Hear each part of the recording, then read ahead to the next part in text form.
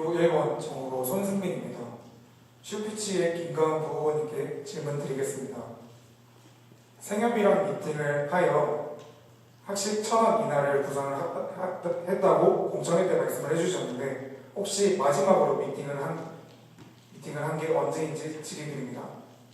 네, 답변 드리겠습니다. 저희 오늘 금일 생협 오미혜 선생님과 논의를 해보았고요. 저희 학식 1,000원 인하하는 거 교비 회계상에서 아무런 상관없다고 말씀하셨습니다. 저희 대의원 회의록과 생협의 수익 구조를 살펴보았을 때 가능한 구조를 발견하였고 이러한 방식이 회계상 아무런 상관이 없다고 생협 측에서도 말씀해 주셨습니다.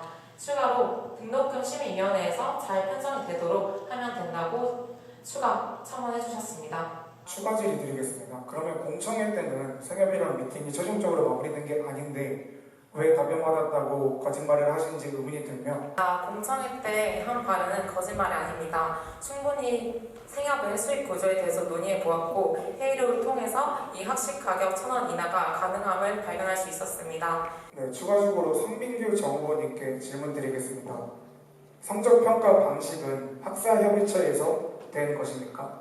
성적평가 방식 같은 경우에는 학사협의체에서 사전적으로 논의를 한 이후에 실무장 회의에 올라갔습니다. 그 이후에 이제 교무회의 그리고 대학 평의원회까지 거친 이후에 이제 본격적으로 선정이 되었다라고 알고 있습니다. 총학생의 인스타그램에 학사협의체에서 부결된 이후 회장단과 중앙운영위원회에서 주요 보직자와 미팅 및 총장 간담회를 통해 이루어진 것이라고 명시가 되어 있습니다. 이 점 맞습니까? 학사협의체 협의안에서 나왔었던 안건에 따르면은 해당 부분에 대해서는 분명하게 실처장 회의에 넘기긴 하겠지만 이것이 어떻게 이제 돌아갈지는 모르겠다라는 노세현 팀장님의 답변이 있었고 이에 따라서 학사협의체 제4차 협의체가 끝난 이후에 이것이 바로 이제 실처장 회의에 올라간 것으로 알고 있습니다. 자율전공 학부를 대응하기 위해 학생 자치기구를 신설하신다고 하셨습니다. 하지만 학교 측에서 TF팀을 꾸려 전담 조직을 신설하기도 했고 융합특성화 자율전공학부 학생회가 해당 문제를 대응하기 위해 계속 노력 중입니다. 1.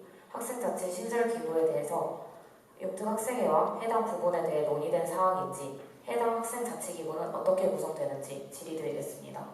우선 저희가 생각하고 있는 자율전공 대응 특별기구는 기존 융특학생회와는 완전 별개의 기구입니다.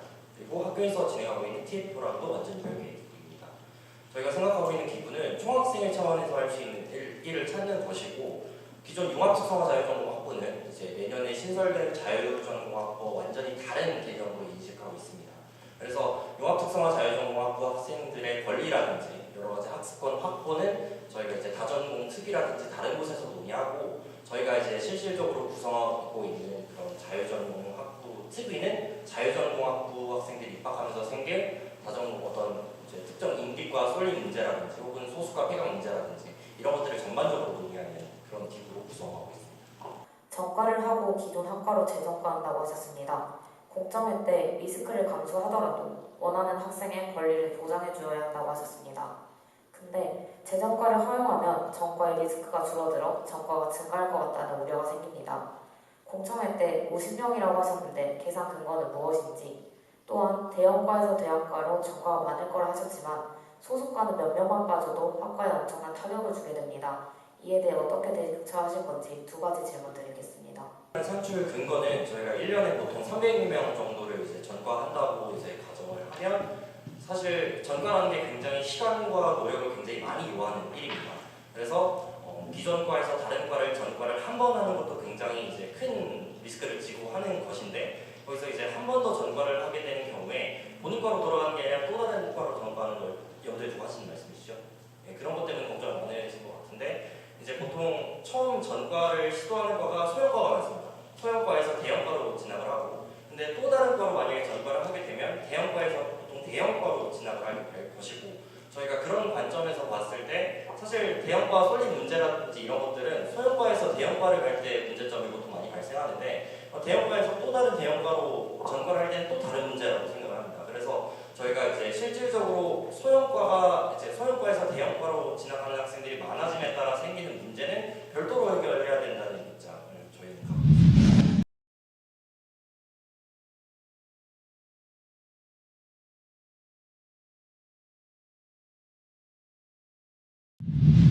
저는 기호 2번 성민규 정의원님께 질의드리겠습니다. 등록금심의위원회에서 법인의 법정 부담금 인상을 주장하셨습니다. 10%대에서 20%대로 증가해서 재정난을 해결한다고 하셨습니다. 본교의 법정 부담금이 높지 않은 것은 오래된 문제이며 이를 높이는 게 가능했더라면 전대에서 충분히 실현되었을 것입니다. 슈피치는 10%대에서 20%대로 증진하기 위해서 어떠한 계획을 구성하였으며 이러한 계획을 법인에게 어떻게 설득시킬 것인지 질의드립니다. 네, 답변 드리도록 하겠습니다. 법인의 법정 부담금 부담률 인상을 위해서 총학생회가 된다면 등록금 심의위원회에서 법인 기부금 확대 방안 요구를 먼저 하도록 하겠습니다. 이는 제가 2024년 당시에 올해 등록금 심의위원회에서 등록금 심의위원회 위원으로 활동을 하면서 바로 그 법인에 주장하였던 내용입니다. 두 번째로는 투자 자산 처분 및 수익 증가 대책 방안을 바로 요구하도록 하겠습니다. 해당 방안에서 가장 대표적인 것은 법인이 지금 현재 가지고 있는 그린벨트 지역의 태촌 땅이라고 생각을 합니다. 해당 땅은 현재 100억 원 가량이 이제 그 가치를 가지고 있다고는 알고 있지만 해당 구역이 공도가 깔려있지 않은 그린벨트 구역이기 때문에 이쪽은 현재 팔리고 있지 않다라는 답변을 법인에서 올해 받게 되었습니다. 그렇기 때문에 해당 부분에 대해서 태촌 땅을 개발을 한다거나 아니면 수입 증가 대책을 방안을 이제 요구를 받아야 된다. 즉 태촌 땅을 팔아야 될 수 있다라는 것을 등록금 심의위원회에서 강력하게 주장을 할 예정이고요. 그리고 추가로는 결국 법인의 안정적인 수입원을 확보를 해야 하기 때문에 네, 거기까지만 말씀해 나겠습니다. 수도권 통합버스 개설 당시 개설을 한다면 학교 본부나 버스 업체와 버스 노선 관련 논의가 되었습니까? 컨택 있습니다. 네, 통합버스 운영은 큰 수익을 볼 수 없는 구조인데 적자가 불가피한 상황에서 사업의 지속성을 어떻게 판단하실 겁니까? 저희가 아까 발표에서도 말씀드렸듯이 일단 학생분들이 많은 지역부터 시범 운영을 할 계획입니다. 그 부분에서 적자가 나지 않고 학생분들도 긍정적으로 받아들인다면 가능한 선에서 점차 지역을 확대할 예정입니다. 그렇다면 나중에 적자가 나는 지역도 복지 시혜적인 차원에서 그냥 추가 운영한다는 말씀이십니까? 다른 지역에서 수익성이 충분히 가능하다고 판단이 되면 거기서 나는 수익을 학생분들이 수익성이 없는 지역에도 고려하여 그쪽으로 지원할 예정입니다. 버스 운영을 총 몇 대 정도 하실 예정이십니까? 버스 같은 경우에는 나중에 총학생회 당선 이후 수요 조사를 통해서 최종적으로 확정 지을 예정입니다. 네, 저희가 새내기 배움터를 갈 때 특정 시간대에 많은 버스가 정차하는 경우 출발 시각과 장소를 조정함에도 불구하고 교내는 마비가 됩니다. 해당 정책을 운영할 시에 학교 인근에 버스가 정차할 수 있는 공간을 어디로 생각하시는지 궁금합니다. 지적해 주신 내용처럼 혼잡이 우려되어 정보과학관 및 회차구역이나 정보과학관 및 회차구역은 753번 회차하는 구역 맞습니까? 네 맞습니다. 그럼 본인이 공약하신 753번 회차 지점 정류장 마련 공약과 좀 상충하는 것 아닙니까? 네 맞습니다.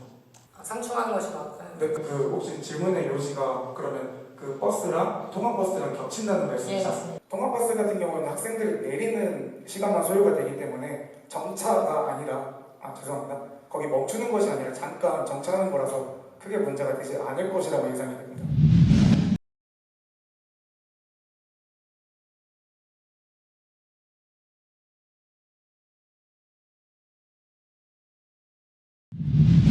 네, 슈피치 후보 이준입니다. 그리고 3번 한규현 후보님께 질문 드리도록 하겠습니다. 집기류의 전면 교체를 공약으로 약속하셨습니다. 집기류의 전면 교체에서 한남공학관과 백마관에 750개 정도의 노후화된 집기류를 교체하신다고 약속하셨는데 750개의 선정 기준을 여쭤봅니다. 우선 저희가 실제로 실사를 진행했고요. 그래서 이제 형남에 있는 저는 이제 형남공학관에서 많이 사용하다 보니까 형남공학관의 지하 1층에 강의실 한 군개 있습니다. B124라든지 혹은 이제 다양한 공대 학생들이 강의를 듣는 1층에 113부터 116까지 그 강의실이 있고 그리고 이제 백마관 같은 경우에는 전반적으로 건물 자체도 노후화되어 있고 그 안에 있는 집기류 자체가 전반적으로 다 낙후되어 있습니다. 그래서 우선적으로 저희가 두 가지 건물을 먼저 선정할 것이고 그 이후에 이제 더 필요한 집기류나 그런 것들이 있다면 또 이제 수합을 해서 진행할 예정입니다. 750개를 선정하신 기준에 대해서 여쭤봤습니다. 네, 저희가 백마관과 형남공학관이 있는 집기류를 실제로 세보았던 750개 정도가 나왔습니다. 네, 어제 제가 직접 가서 세보았는데 대충 한 1,100개가 넘더라고요. 혹시 300개 오차는 어디에서 온 건지 질문드립니다. 저희가 이제 관리팀으로부터 직접 받은 내용이고요. 그래서 집필 현황 공식 파일 확인해 보니 750개라고 적혀 있는. 물론 뭐 관리팀을 통해서 알아보실 수도 있겠지만 실제로 강의실 앞에 가보면 수용 인원이라고 해서 한 강의실이 얼마나 많은 학생들을 수용할 수 있는지가 적혀 있는데, 그거를 기준으로 봤을 때 이미 저희가 직접 세본 수량보다 많았습니다. 그러면 현재 공약하신 750개에서 한 개당 15만 원을 곱했을 때 1억 1,250만 원이 드는데, 저희가 그 학교에서 내건 학생 수용 기준을 봤을 때 훨씬 더 많은 금액이 될 것으로 예상되는데 어떻게 생각하시는지 여쭤봅니다. 네, 제가 앞서 이제 답변에서 말씀드린 관리팀으로부터 받은 이제 집필 현황 공식 파일 내부에 이미 강의실 수용 인원까지 모두 파악한 결과가 750개입니다. 그렇다면은 그 산정 금액이 1억 1,250만 원이라고 하셨는데, 이것은 단순히 집필료를 구매하는 가격이지 그 과정에서 생기는 폐기 비용이라든지 다른 금액은 고려하지 않은 거라고 생각을 하는데, 이렇게 폐기 비용을 산정했을 때 더 많은 금액으로 들 것이라고 생각하는데 어떻게 생각하십니까?